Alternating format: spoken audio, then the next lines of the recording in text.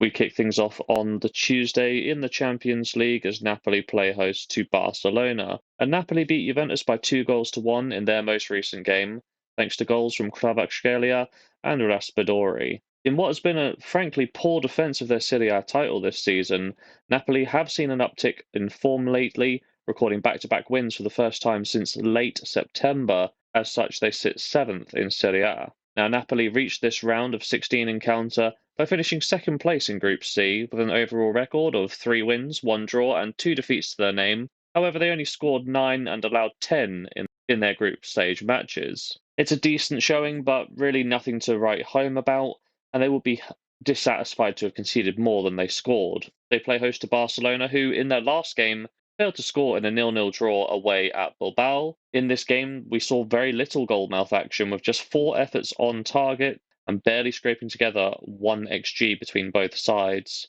The positive for Barcelona is that the result does mean that they are unbeaten in their last 6 league games and unbeaten in 7 across all competitions. The Catalan club reached the round of 16 by topping Group H, just ahead of Porto thanks to a superior head-to-head record. They recorded 4 wins with 0 draws and 2 defeats to their name.